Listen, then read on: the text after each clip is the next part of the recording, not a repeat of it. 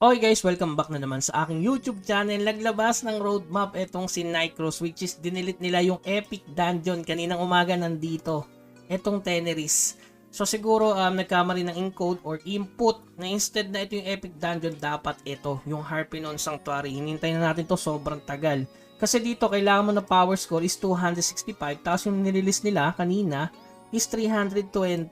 Sa bagay kasi yung nalulut dito, ayan, kesa dito updated gawa nung bagong token, 'di ba? So medyo malayo din kasi ito eh. Nilabas na dito yung potential 3, 4, and 5, pati yung magic infuse na 3, 4, 5, 6, 7, 8, at saka yung bago, 'di ba? Sobrang layo. At nirelease to August 2024, tapos to is December 2023. Advance ng 1 year ang guys Sakura.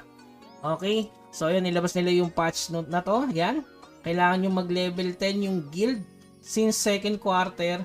Possible ngayong April, May, and June yan. Katapusan lagi pag-update ng kanilang roadmap. Tapos yung future update yung pa rin, Magic Infuse 3, 4, 5 at saka yung potential. Alam ko marami kayong naka-hoard na rare item regarding sa potential kapag nirelease yun.